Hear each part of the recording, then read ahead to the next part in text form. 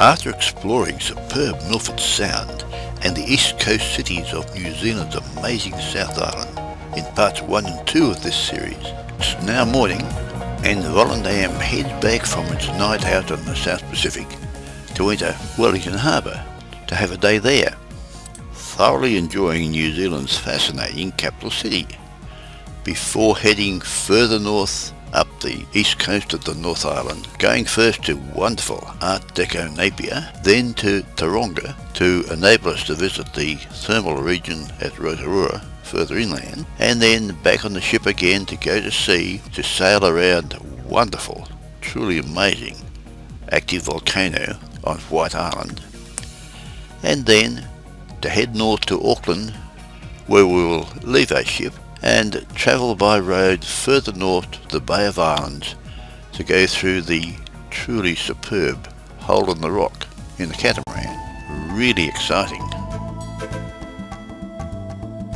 We're now berthed Wellington International Terminal, and we're going to go on a coach trip to have a look at the city.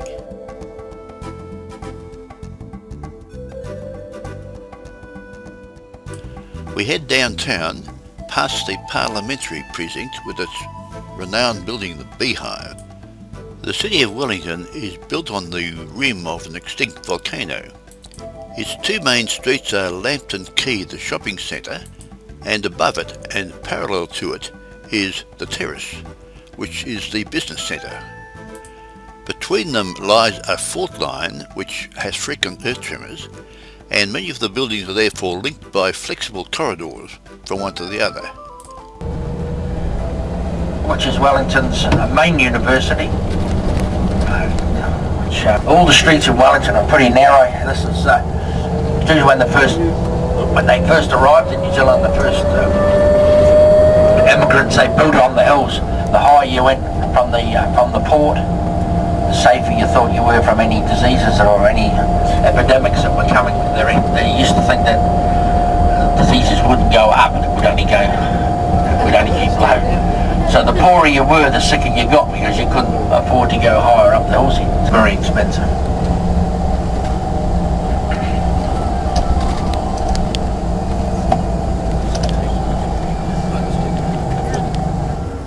A lot of the roses have gone, but still quite a nice show. On the hillside above the city is Wellington's famous Botanical Gardens, with one of the world's finest collection of roses. It is very widely visited and highly regarded.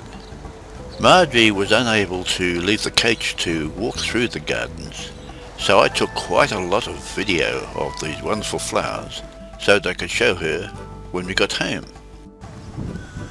Apparently this bumblebee is a species unique to New Zealand and is particularly clever at pollinating the roses. As you can see, they ferret around looking for the right pollen and carry them on to the next one, and the remarkable variety of colour is apparently due to this pollination by them, I understand.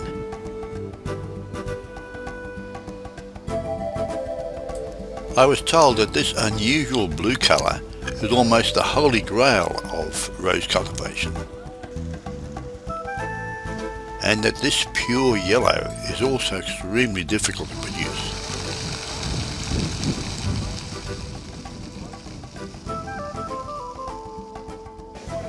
Within the glass houses is another collection which is very highly regarded, and as you can see, the range of colours is quite astonishing.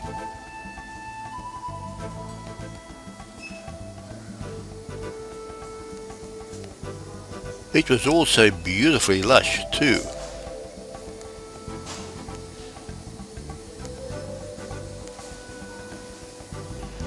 These colours are so vivid that you just can't look away. They're absolutely magnificent.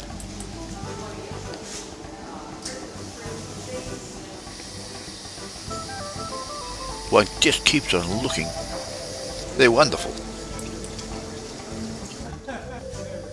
One can well understand the extreme satisfaction that the horticulturalist must have in producing such floral perfection.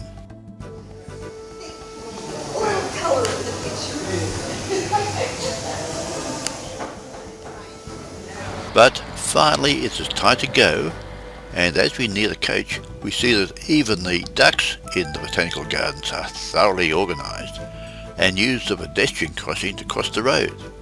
Well done.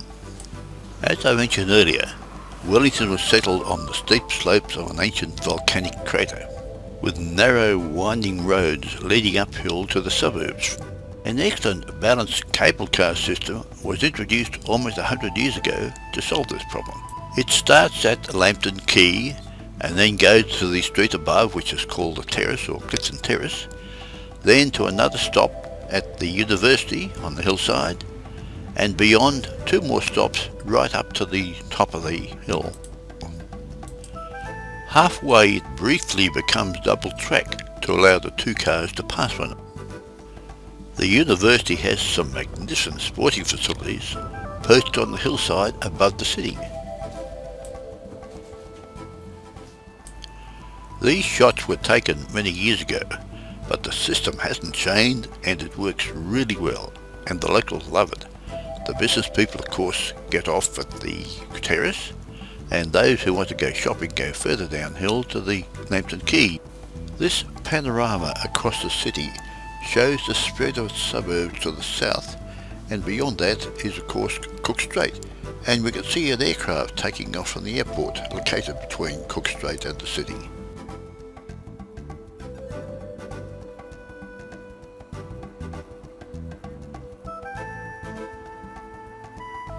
The CBD itself is quite compact,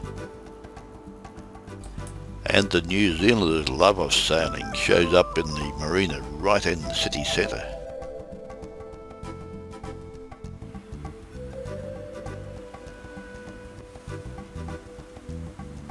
Rejoining the cable car to return to Lambton Quay, we see a Cook Strait ferry entering into the harbour from Cook Strait.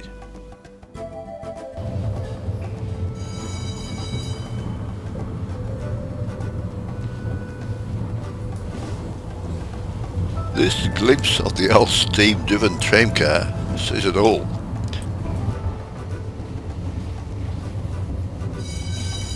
The stop at the passing point is a good place to say hello to friends going the other way.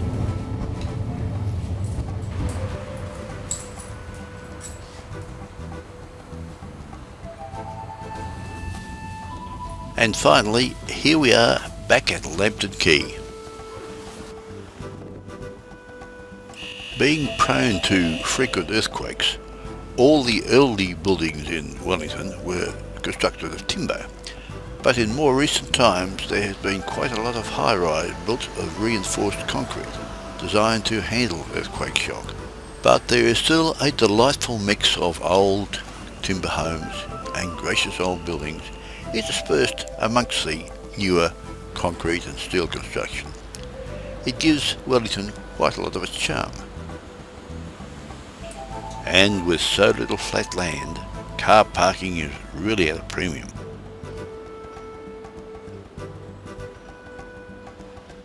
This gracious old timber building is really beautiful, as are some of the lovely old timber churches.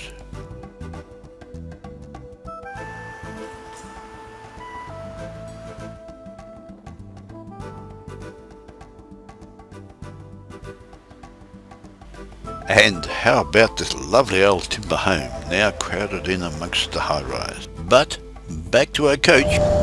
This bridge we're going across here was built over the new motorway, the old government building. It's now a university campus as well. But that's a gorgeous building. Stopping at the parliamentary precinct, our driver explained to us the structure of the new beehive building, which was used to provide extra office space for Parliament, being on one end of the Parliament House itself, and on the other end were the old, rather more graceful parliamentary buildings, which of course were meant to be replicated when the beehive was built, but this didn't quite happen. This is Wellington's magnificent new National Museum, built right on the waterfront. Directly in front of the museum hotel. We now drive right around the harbour foreshores to climb up to the heights above the city on the southern side, have a good look at the city from above. Sandy in it. the story we're over here, they see the shifting the sand here. We've just had a netball volley competition out in the front here. From when it was original, I'll give you the story later, but it's now brought in from down the South Island on barges. Every year we top the sand up to be all this area along here. Weekends and lunchtimes all used for walking and running and exercise. Back in the 1840s, well, they've moved across the harbour to this side and developed Wellington.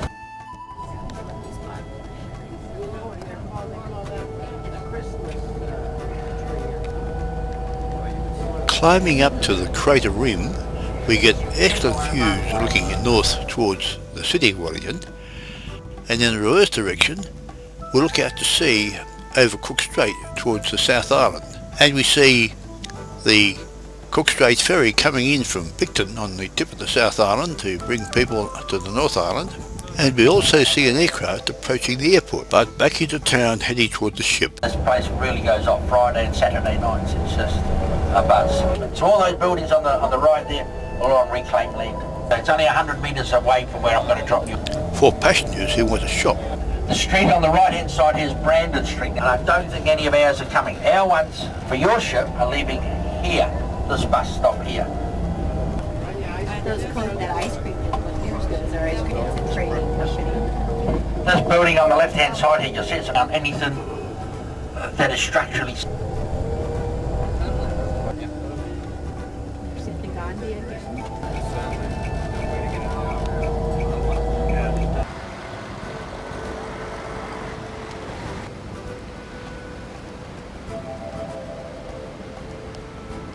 Back aboard Volendam, a tug arrives and we're on our way heading to sea. And once again the wharves are stacked with pinus radiator logs awaiting export. Timber is a big export earner for prolific producer New Zealand.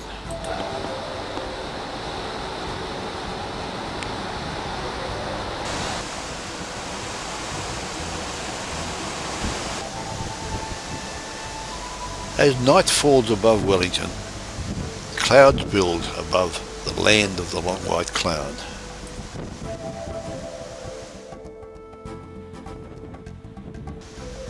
The police boat looks as though it wanted to see us off the premises.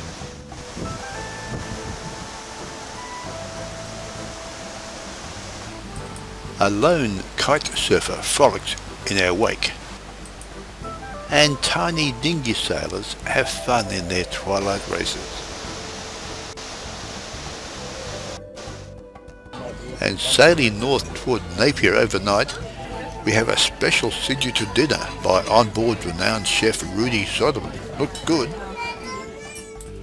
Overnight we have a pleasant dawdle up the coast of the North Island into Hawke's Bay and the city of Napier.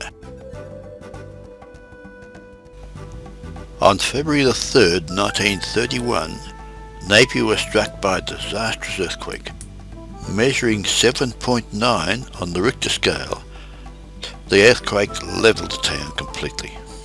The present port of Napier was totally rebuilt in the 1930s to replace the old natural harbour that was completely destroyed by the earthquake. And when Napier was rebuilt, it was built on new ground brought up from the harbour as a result of the earthquake. Volendam's arrival was worth a photo to the crew of this freighter. The harbour is virtually a long breakwater attached to the land and holds back the turbulent Pacific Ocean. A number of freighters were anchored offshore, awaiting to come into the harbour and load cargo. Pinus radiator logs and wood chips are Napier's chief export cargo.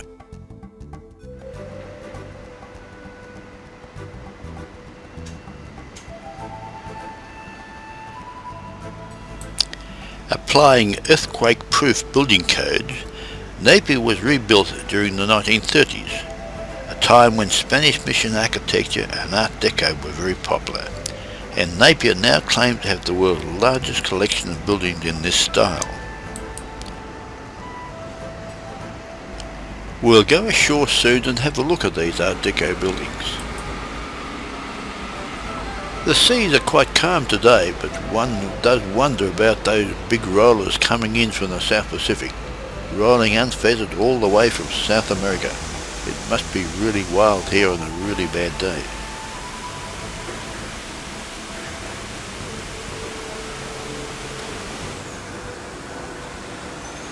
The surge from the swell was so severe on the hull of Volendam that the skipper ordered that another stern mooring rate be added before he could install a gangway for passengers to go ashore. More of these plantation-grown Pinus radiator logs on their way to the stockpile.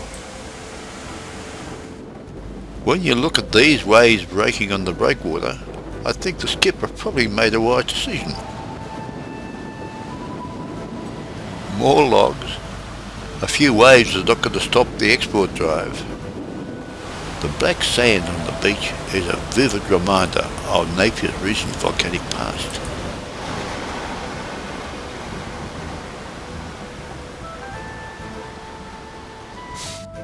So let's head downtown and have a look at some of Napier's Art Deco treasures. With almost total destruction by the earthquake, virtually all of Napier's buildings were rebuilt during the 1930s and have that wonderful Art Deco or Spanish Mission similarity about them.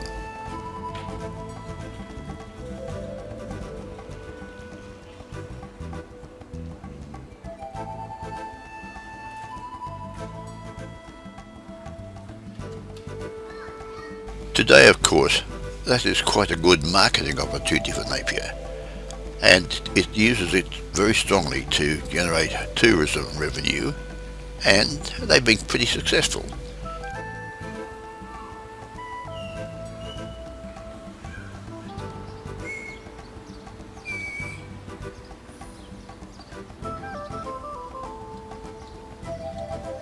As you can see, most of the buildings have been beautifully restored, painted in their original Art Deco colours, and are very much authentic to the style of that time.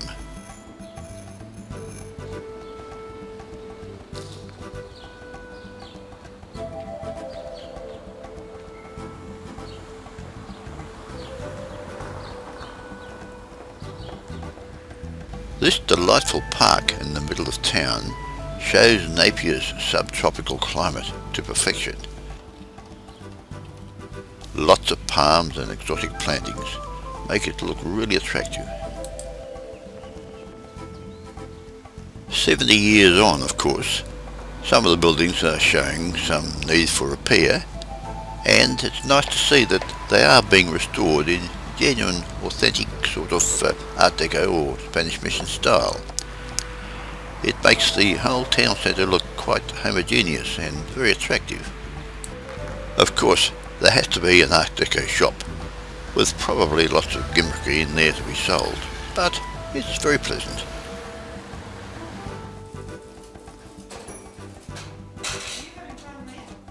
Love those new earrings.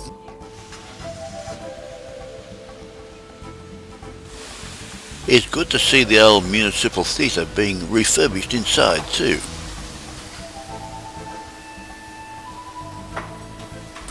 This is a very grandiose public trust office for a city the size of Napier, and undoubtedly it would not be built today, but it's great to see it still existing from way back in the 1930s.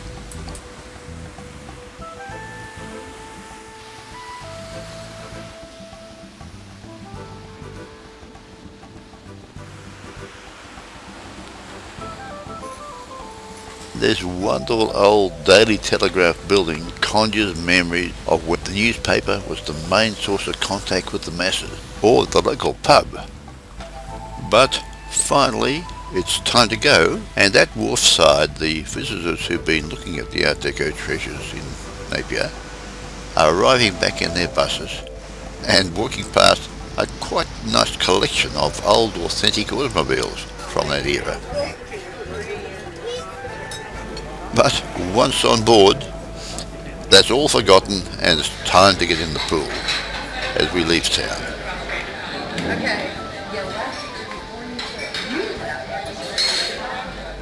And on the way, it's quite a long overnight sail up the coast to our next port of call, Tauranga, and just after dawn we pass White Island, an active volcano, quiescent at the moment but very much an active volcano.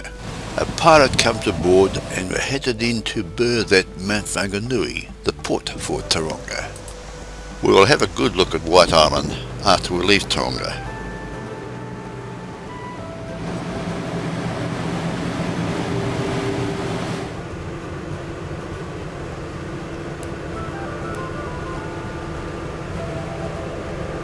Here we are happily berthed, and suddenly a helicopter appears from behind Mount Whanganui. And little did we know, but on board was somebody from Volendam shooting some promotional video for Holland America. And here it is. As you can see, we were sharing a berth with Dawn Princess. The mild climate and extensive waterways at Tauranga make it a very popular spot for the boating enthusiast. And New Zealanders really love their time out on the water, whether it's sailing or powerboating. It's a very keen sport in New Zealand.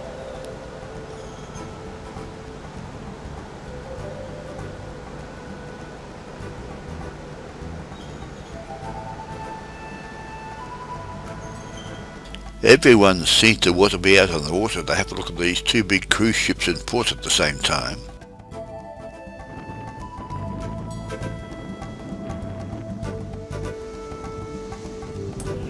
This young family was really enjoying themselves in their small runabout.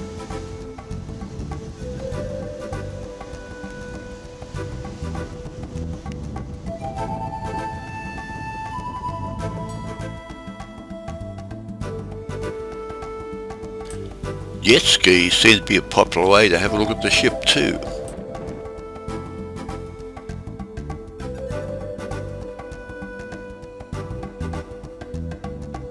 This family looks as though they might have been enjoying some successful offshore fishing. It's wonderful offshore in New Zealand, they tell me. But for a really exciting time out on the water, how about kite surfing? He makes it look just so easy.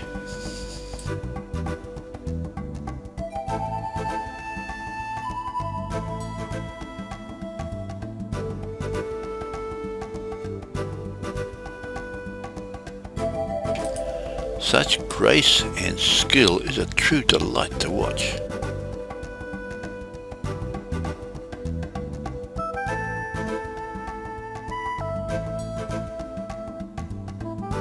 A catch returns from a day offshore. This surf ski seems to be in an awful hurry.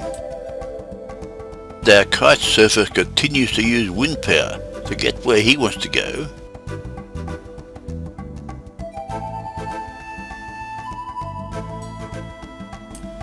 And he does it with such grace and skill. This must surely be the ultimate water sport. Apart from his amazing skill, the kite surfer seems to have unbounded reserves of energy. He just keeps going back and forth and back and forth. And his aerial leaps are quite amazing too.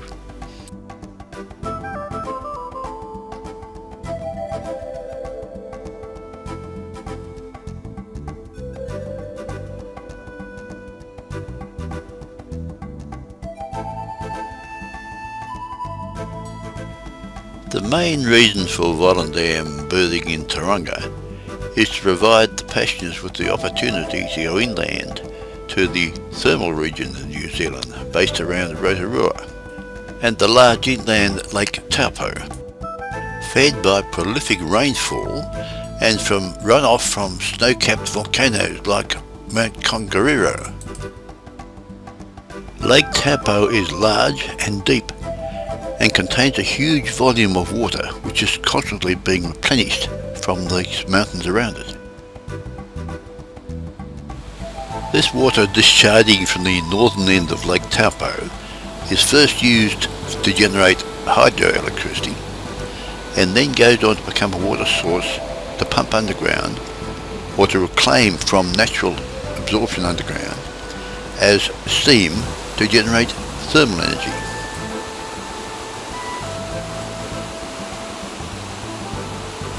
And this is what geothermal energy is all about. This is a valley of typical hot rock. The crust is so thin that it is breaking through in many places, and underfoot the whole area is trembling constantly with minor adjustments, and the gaseous vapours escaping to atmosphere.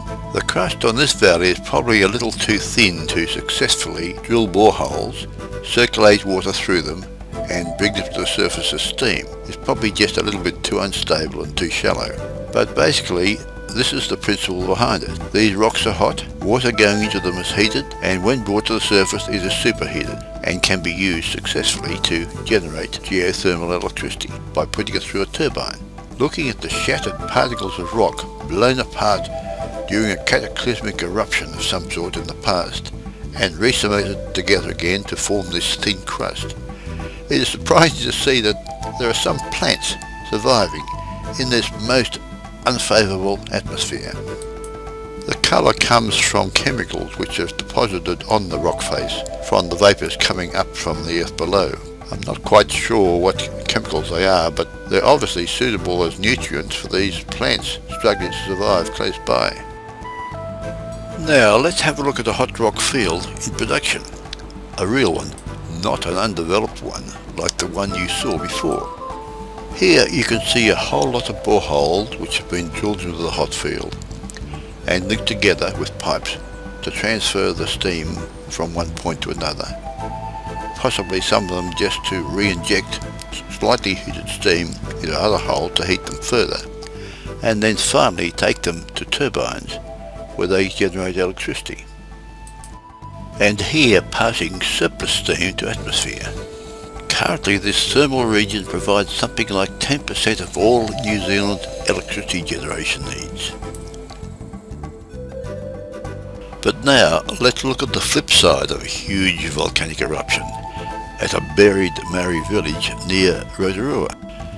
Te Wairoa was a Maori and European settlement where visitors would stay on visit to the famous but now destroyed pink and white terraces of Lake Tauranga. Excavation of Maori ware or hut. The deposit of ash and mud poured down on the people of Te Wairoa at 10:30 a.m. on June the 10th, 1886 can be seen as you are standing on the original floor level. Relics typical of the early settlement of New Zealand are to be seen, just as they were unearthed after being buried for 52 years. Mount Tarawera erupted 1 cubic mile of deposit in 6 hours over an area of 5,700 square miles. Over 100 people died when Te Wairoa was destroyed. The cloud of debris and ash from the eruption almost totally buried the village. This building is erected on the actual site of the blacksmith's house, and the layers of ash and mud can be seen on the right. The relics herein have been found from various parts of the buried village.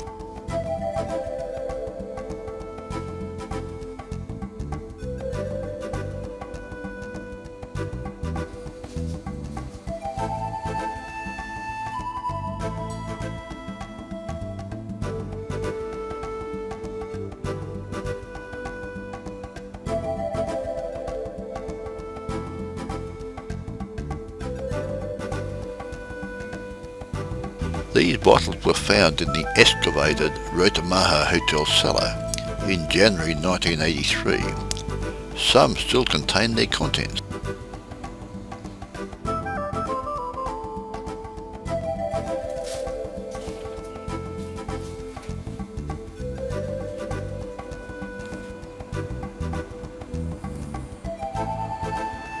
These 1845 pit saws recovered from the excavation show just how much work went into sawing the timber which constructed the houses in this village. Remains of the blacksmith shop. This was a wooden building with a dwelling situated behind, buried to a depth of 2 metres. It was excavated in 1937. Items of interest include bellows, maul rings, anvil, wagon parts and tools pertaining to the smithy's trade.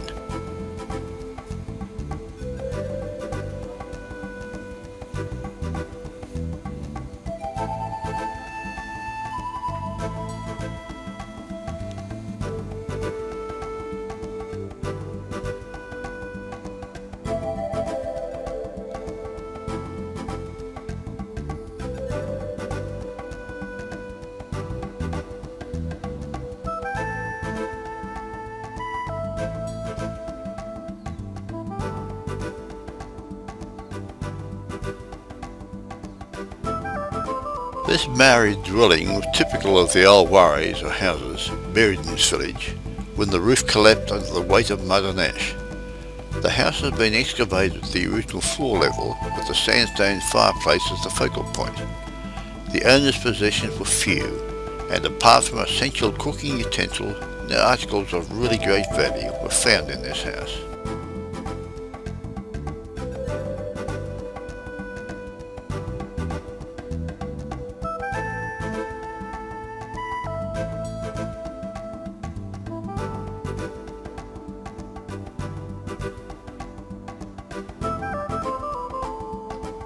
This is a remnant of the Maori canoe which the owners of this house would have used when fishing on a nearby lake. This is machinery recovered from the village flour mill, which was also destroyed in the volcanic eruption. The barman's one-room European house was buried to a depth of 5 feet. Willow patterned plates, brass candlesticks, a charcoal iron, articles of clothing, coins and iron twin beds were unearthed here. The owner was employed at the hotel adjoining.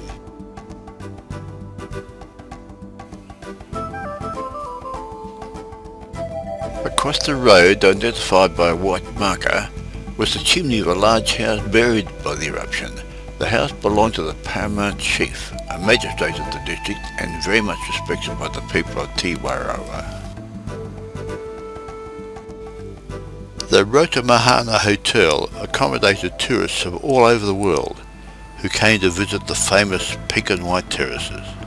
It was a 2-storied building with 21 rooms, plus dining room, drawing room and smoking room. The roof collapsed from the shock of the eruption, killing one English tourist. The staff and other guests were saved when they ran to a strongly built wharry nearby, which, although badly damaged, withstood the shock of the eruption and the falling ashes.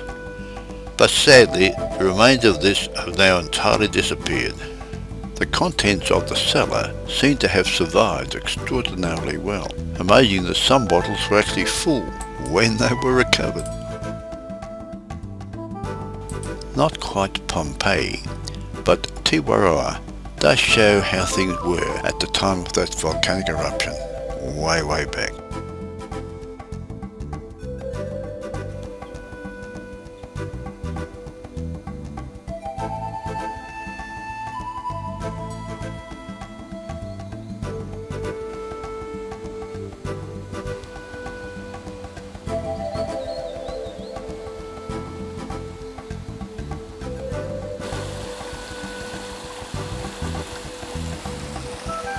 This very old but recently excavated storehouse has carved Maori lintels of a quality very rarely seen in New Zealand.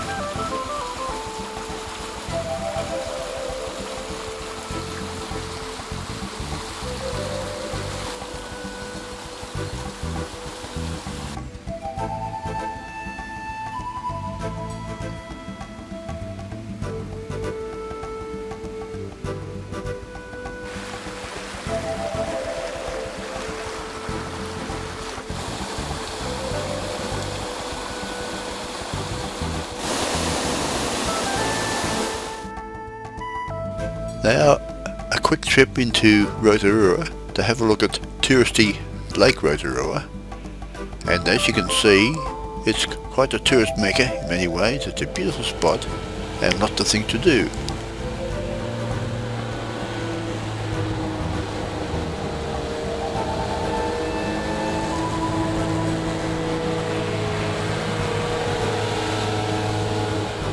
Not that I really want to have a ride out on Lake Rotorua in a hovercraft. Not all that exciting, I think, really, because you've closed inside the shell there and simply skimming across the top of the water, not particularly going anywhere, but just, I guess, making a splash and a noise. But now it's time to head back to the coast.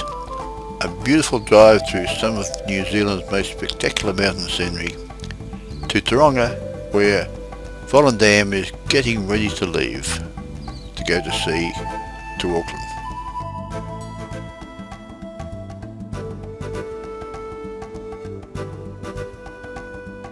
Volendam will sail out to sea overnight, and at dawn we'll be hovering off White Island.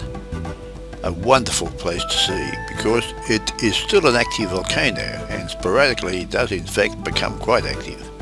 But fortunately it was fairly quiescent while we were there, and we spent a couple of hours quite happily dawdling around the island, completely circumnavigating it and seeing all the fascinating things to see there.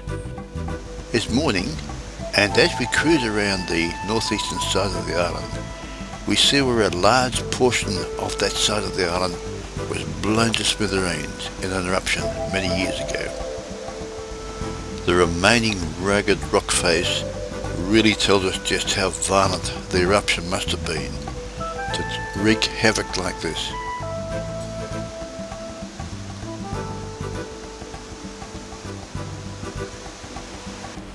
Moving further around the island towards the west, we see those white smudges on the side of the island in front of us.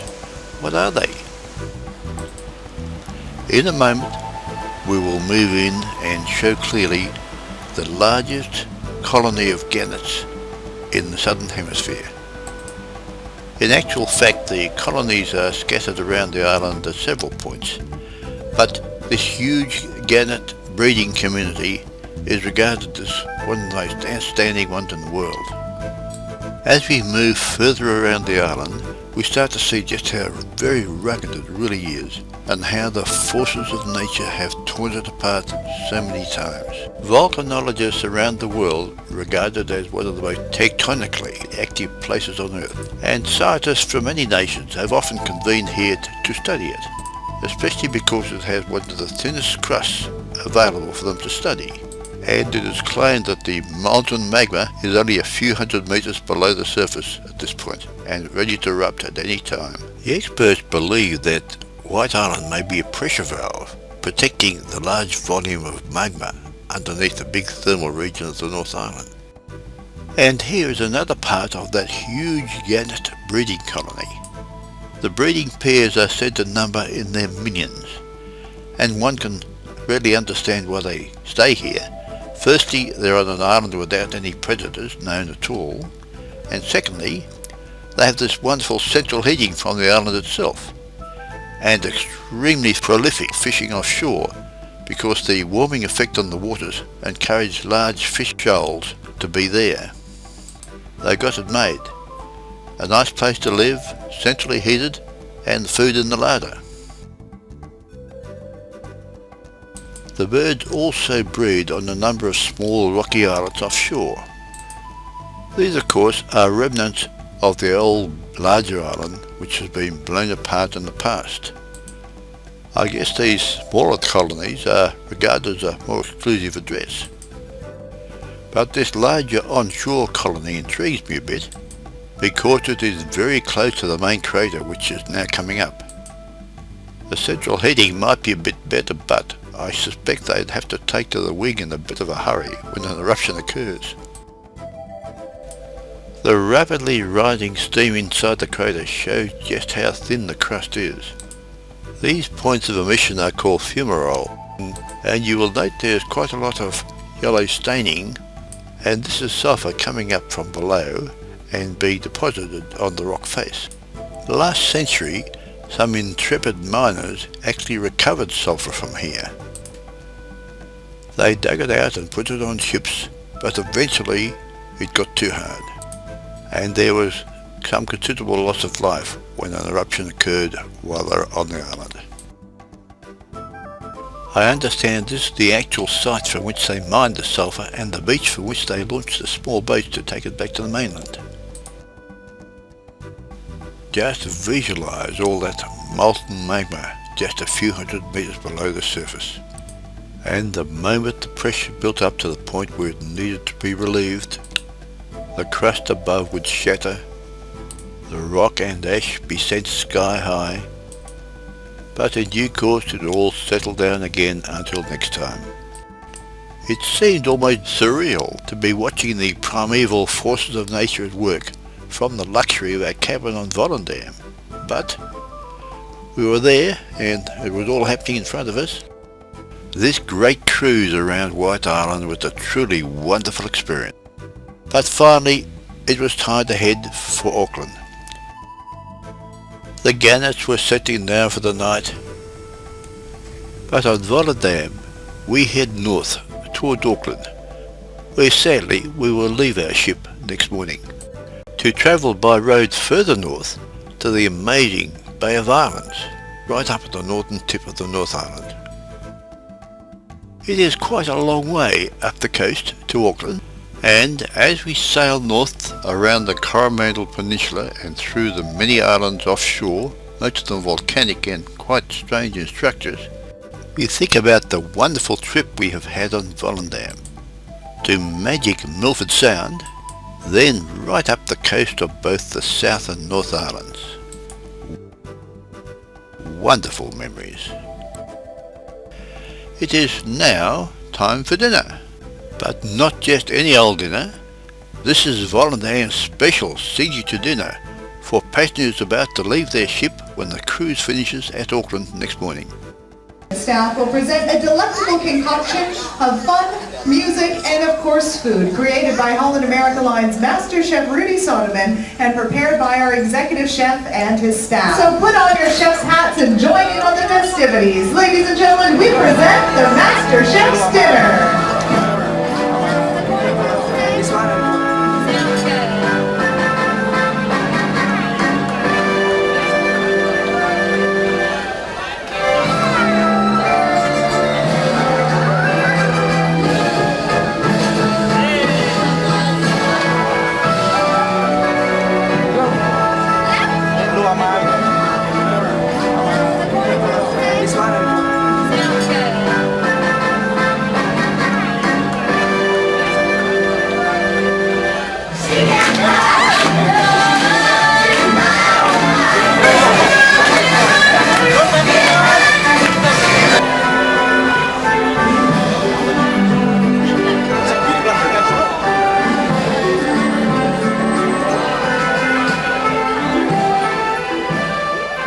Finally, it's time to eat and drink.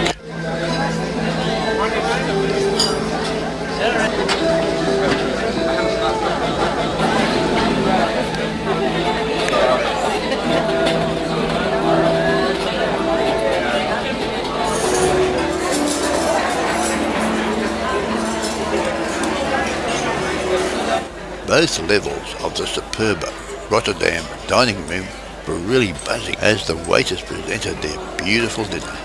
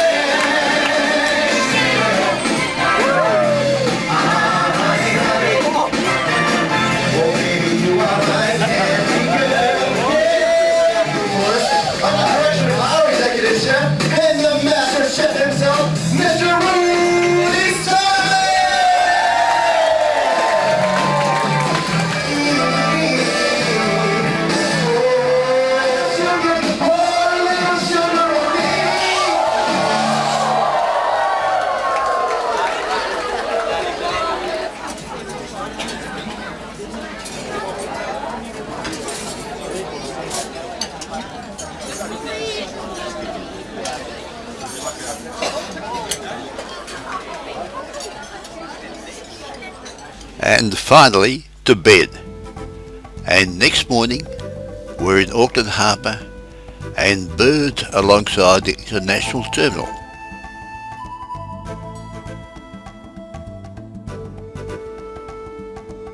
And Auckland is awakening to commence its working day. and quickly the baggage removal system swings into action to get all the passengers off and to get the new lot on board.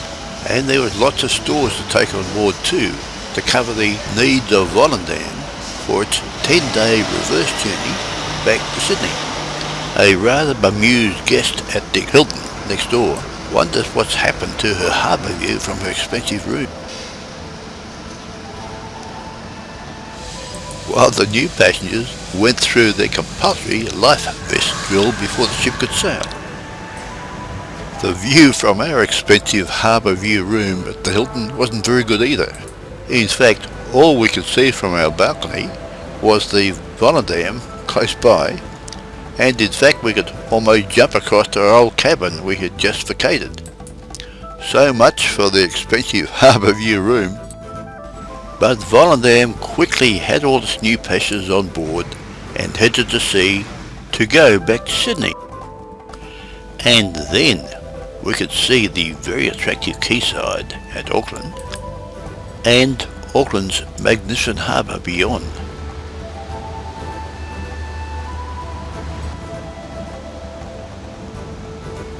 It's a very busy harbour, with the ferries coming and going constantly, taking passengers from one side of the harbour to the other.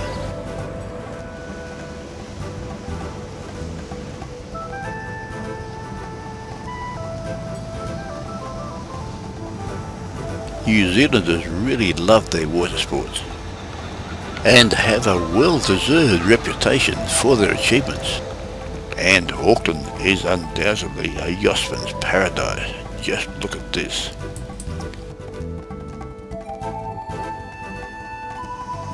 Next morning the city slowly awakens, but it is time for us to head north. We will drive way north to Pahia on the Bay of Islands, where we will join a catamaran to go first to Russell to pick up some more passengers, and then to the Hole in the Rock, the famous Hole in the Rock, and hopefully sail through it.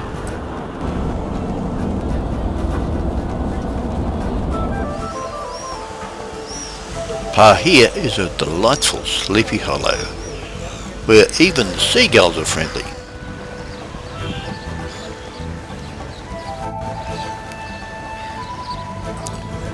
The water is crystal clear and a very nice catamaran awaits us to take us out to the Hole in the Rock.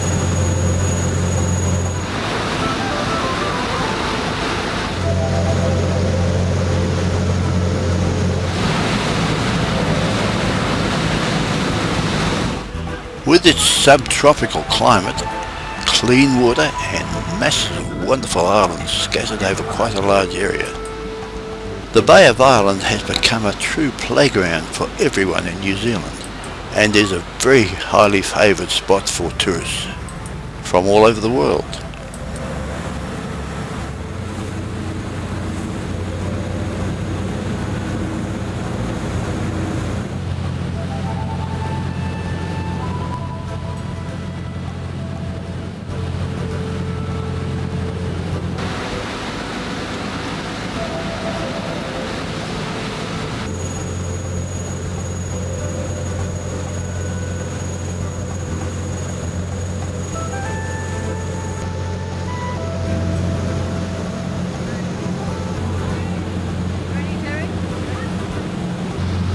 And here it is, the famous Hole in the Rock. With the seas a little bit turbulent, there is some concern that we may not be able to get our catamaran through the hole today. I can already see that it's going to be a little bit difficult to go through the narrow passage. What I'll do is I'll go around and get it from the other side.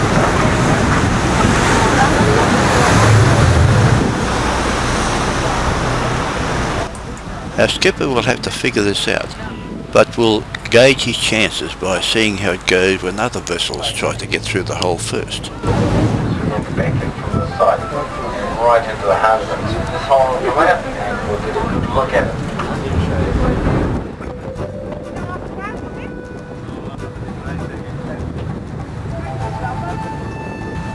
This purpose-built vessel successfully got through the hole.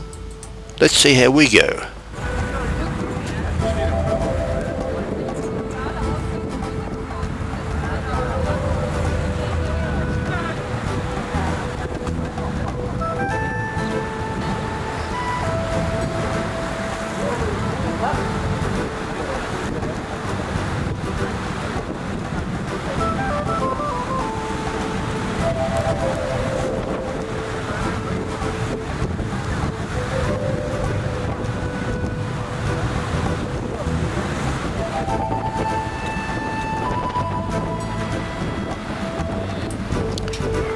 The turbulent waters breaking over those concealed rocks near the exit doesn't look good.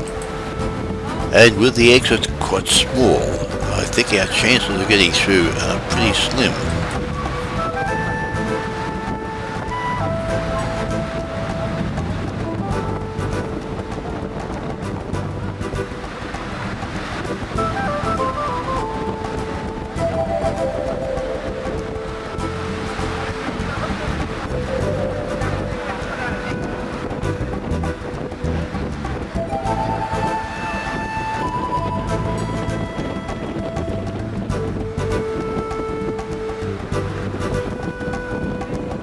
Well, the skipper decided it was just too dicey to try, and sadly we didn't get right through.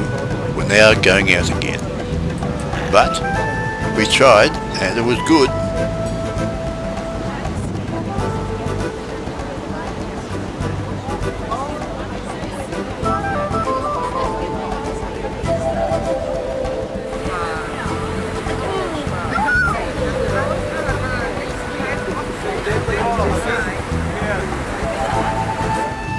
Heading back, it's nice to see that graceful old schooner. Maybe that's the way to go. And then it's back to Auckland to catch a jet back to Sydney.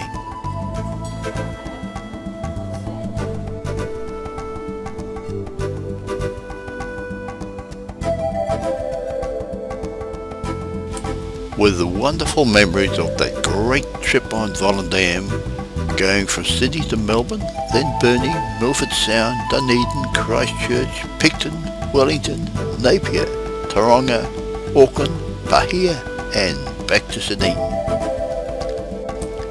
It was good,